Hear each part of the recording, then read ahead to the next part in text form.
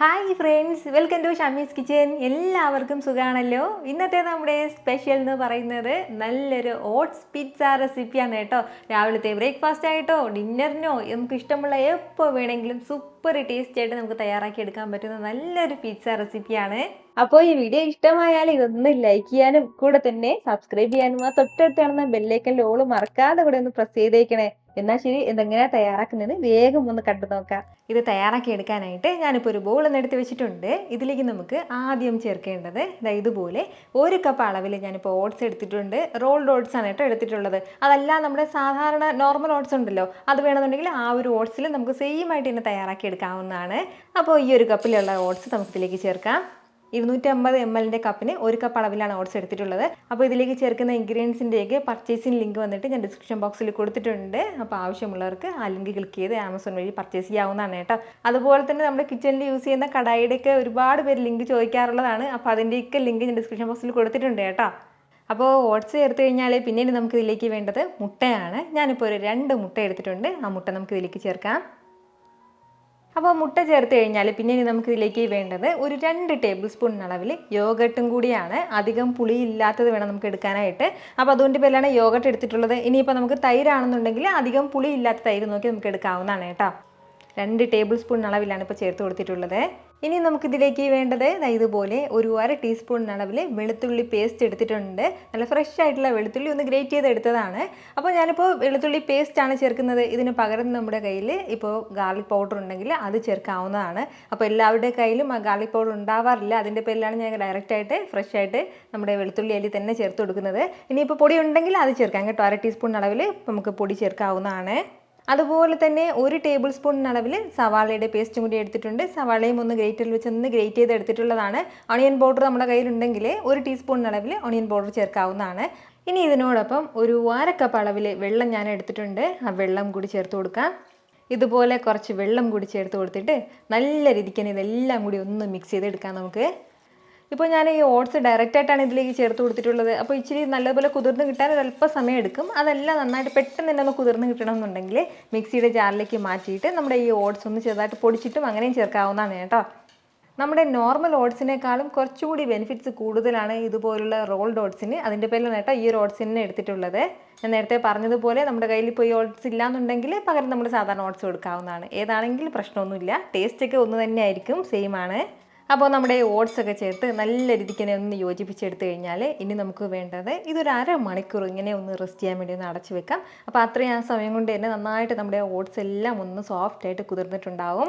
എന്നാൽ ശരി, ഞാനിതൊന്ന് അടച്ചു വെക്കുകയാണ്. ഞാൻ പറഞ്ഞതുപോലെ നമുക്ക് ഇൻസ്റ്റൻ്റായിട്ട്, അതായത് ഒരു 10 മിനിറ്റ് മാത്രം ഒന്ന് റെസ്റ്റ് ചെയ്യാൻ മതിയെങ്കിൽ അപ്പോൾ നമ്മൾ ഫസ്റ്റിലേ തന്നെ ഈ ഓട്സ് ഒന്ന് പൊടിച്ച് ചേർക്കുകയാണെന്നുണ്ടെങ്കിൽ പെട്ടെന്ന് തന്നെ നമുക്ക് തയ്യാറാക്കി തുടങ്ങാവുന്നതാണ്.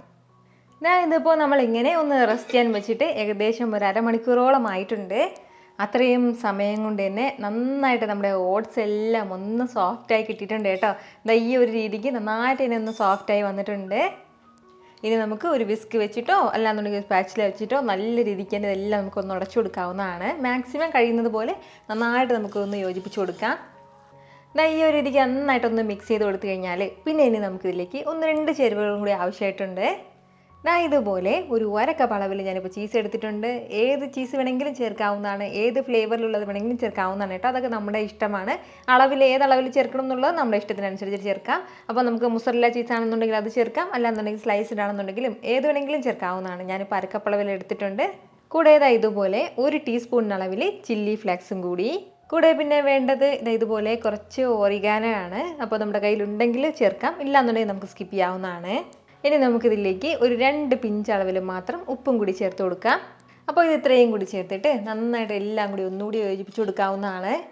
ഒരുപാടിട്ട് മിക്സ് ചെയ്യേണ്ട ആവശ്യമില്ല. ചെറിയ രീതിയിൽ എല്ലാം കൂടി ഒന്ന് യോജിപ്പിച്ചെടുത്താൽ മതിയാവും. ഈ ഒരു രീതിക്ക് എല്ലാം കൂടി ഞാനിതൊന്ന് മിക്സ് ചെയ്തെടുത്തിട്ടുണ്ട്. അപ്പോൾ ഇത്രയും ആയി കഴിഞ്ഞാൽ ഇനി നമുക്ക് വേണ്ടത്, ഞാനിപ്പോൾ ഒരു തവ ഒന്ന് അടുപ്പത്തേക്ക് വെച്ചിട്ടുണ്ട്. അതൊന്ന് ചൂടായി വരുമ്പോഴത്തേക്കും അതിലേക്ക് ഒരു അല്പം ബട്ടറോ അല്ലാന്നുണ്ടെങ്കിൽ എന്തെങ്കിലും ഒരു കുക്കിംഗ് ഓയിലോ ഒന്ന് ചേർത്ത് കൊടുക്കാം.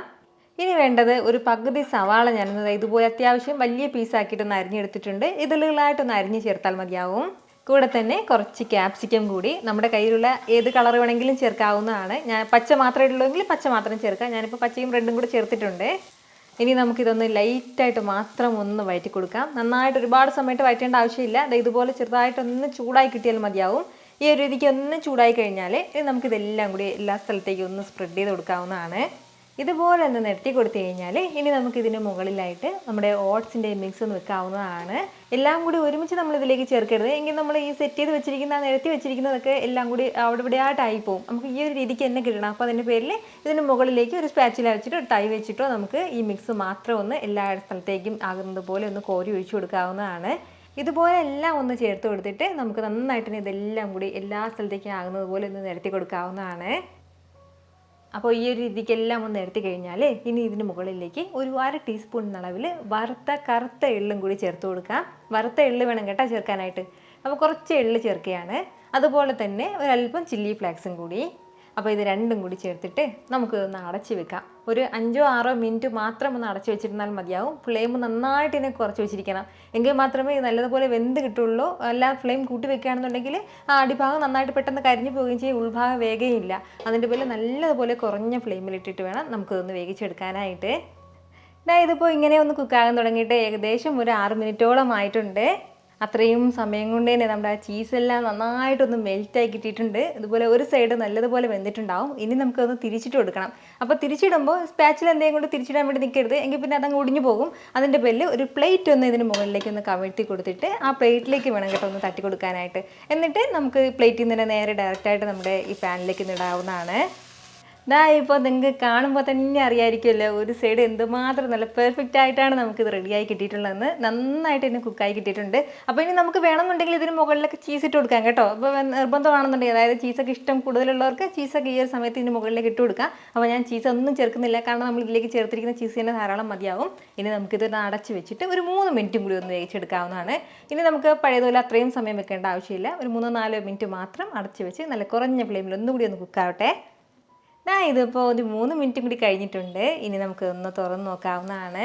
ഇനി നമുക്ക് ഫ്ലെയിം ഓഫ് ചെയ്ത് കൊടുക്കാം.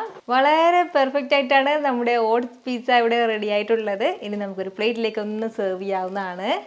നല്ല സൂപ്പർ ടേസ്റ്റി ആയിട്ടാണ് കേട്ടോ നമ്മുടെ ഈ ഓട്സ് പിസ്സ നമുക്ക് കിട്ടുന്നത്. വളരെ പെട്ടെന്ന് നമ്മൾ സിമ്പിളായിട്ട് ചെയ്തെടുത്തില്ലേ, ഒരുപാട് ചേരുവകളുടെ ഒന്നും ആവശ്യമില്ല.